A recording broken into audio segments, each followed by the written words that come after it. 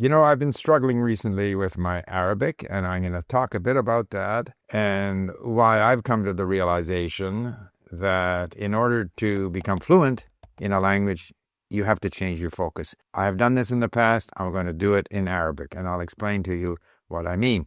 So we all know, or I've said before, that when we start in a new language, there is that initial period of achievement and triumph where learning something new, which is always stimulating for the brain, we all of a sudden understand certain things.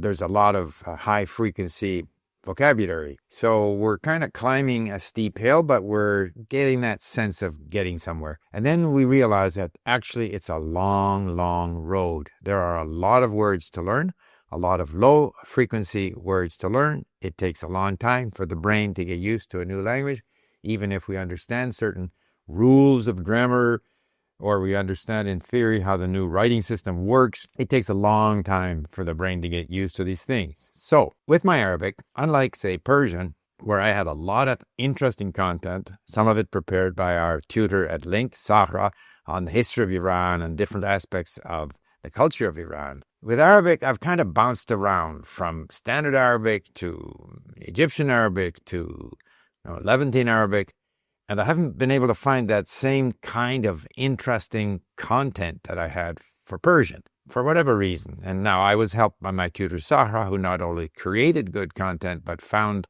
stimulating podcasts. So when I'm engaged in a podcast on a subject of interest, I'm not aware that I'm learning Persian. I'm just enjoying the podcast. So it turns out that there are 4 reasons why changing your focus from the language that you're learning to some other subject of interest is essential to staying the course and therefore eventually achieving fluency. So point number 1, apparently when you engage with a subject of interest, there are all kinds of effects in your brain. It opens the door. There's sort of a dopamine effect, which makes you better at learning, better at remembering. It's that reward for discovering things of interest to you that you're intrinsically interested in and you're learning more and more about. Apparently, the brain is better able to focus.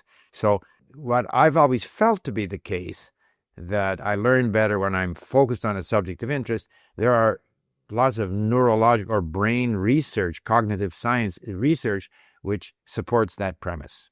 Now, the second reason why it's important to change focus and to focus on a subject of interest is not based on cognitive science or, brain research. It's the fact that if I have a subject of interest, if I have, say, a podcast on history, I'm interested in getting to the next episode. It's something that attracts me back to the language. I'm not just fighting to improve in the language. My focus is not how quickly can I learn this language. Am I learning? The focus is rather, on something else beside the language, and it attracts me back. Again, this is recognized. There is a teaching practice called CLIL, Content and Language Integrated Learning. So this is something that happens in the classroom, where in some universities, people study a subject. Say, if you're at school in English, you'll be learning some of your material in the language that you're trying to learn. It's kind of similar to French immersion in Canadian schools or elsewhere. The difficulty with this is that very often it's used to favor learning English. So kind of, in a way, reinforces the sense that English is the only language worth learning. And second of all, of course, it's in a classroom. And to some extent, if you're doing your chemistry in a language that's not your native language, you may, in fact, have trouble learning that subject. So to that extent, CLIL in schools, to my mind, is less obviously a win than if you're doing it based on your own interests. So I don't care if I'm doing the history of the Levant in Arabic and missing some things, because it's that sense of discovering things, however imperfectly, in the language that I'm learning that matters to me, not whether I learn it as well as I might have learned it in English. And nothing prevents me from increasing my knowledge by adding to my reading in English. But while I'm engaged in the language that I'm learning, in this case, Arabic, I am in the zone, so to speak. And that's the third point. If I'm engaging with something of interest to me, I'm less impatient. I'm not questioning myself. Am I learning right now? Am I improving in my Arabic as I sit here and I save words or I listen or I read? It's almost as if the language I'm learning, and I mentioned this with regard to Montaigne, it's like a companion. I'm not out there to master the language, to defeat the language, to become perfect in the language. The language is kind of my companion as I discover other things that are of interest to me. And that increases my ability to stay persistent and patient in my learning, and therefore to stay the course until I achieve a level of fluency. It also turns out that if you are learning something of interest, you have a reduced stress level. Apparently, there's cortisol in the brain, which is a sort of an indicator of stress. And if you can reduce that, production of that stress, which is a resistance to learning, then you will learn more efficiently. And finally, point number 4, which I have experienced, is if you are focusing on a subject of interest, which in my case might be history, or for a while it was evolution in my Persian podcast, if you stay with the same subject for a while, a number of things happen that are very beneficial for language learning. First of all, you become increasingly familiar with that subject. And comprehension is based on 2 things, vocabulary and familiarity with the subject.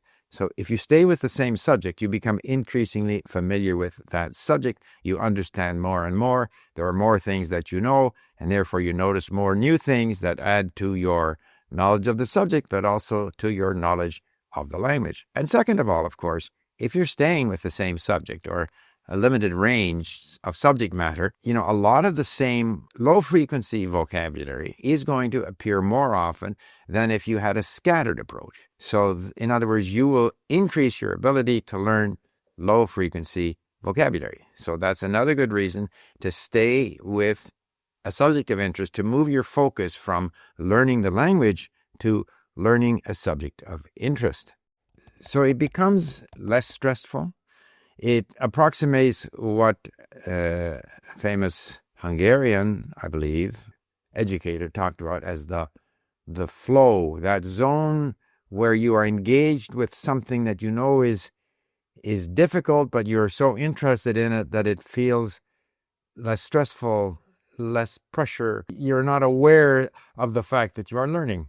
And so if I look at my current situation with Arabic, where I kind of bounce back and forth between going at the mini stories again, which is beneficial because I'm hearing the same material over and over again. I'm reinforcing my knowledge of some of the basics of the language, which is a good thing to do from time to time. But by the 3rd or 4th mini story that I've done before, my interest declines. So when you are less motivated, you learn less. So then I go from the sort of repeated listening to many stories to difficult content on, for example, MTV Lebanon. It's difficult, and yet I can make it easier for myself by using sentence mode and all these other things. But intrinsically, I have a limited amount of interest in the political parties in Lebanon, for example. If I had similar content on the history of the Levant, from the Phoenicians, the Syrians, the Roman Empire, the Ottoman Empire, all the stuff that I find fascinating, then I would learn faster. So fortunately, I have now engaged with a new tutor who is promising that he will put together some of his ideas on the Levant, the cities in the Levant, the histories in the Levant, all of that in Levantine Arabic. And he may also help me find some podcasts on similar subjects so that I can start to build up the same kind of wealth of material that helped me in my Persian learning and even my Turkish learning, and make that available now as I struggle to improve in my Levantine Arabic or Arabic learning. I'll still do a bit of standard Arabic. And so by changing my focus from learning the language itself to learning about a specific subject, which in this case is going to be the history of the Arabic world, and more specifically, the history of, call it, the Levant. So just thought I would update you on where I stand in my Arabic learning and suggest to you that you might benefit from changing your focus from learning the language to developing an interest that can keep you going for the long haul. Thank you for listening. Bye for now.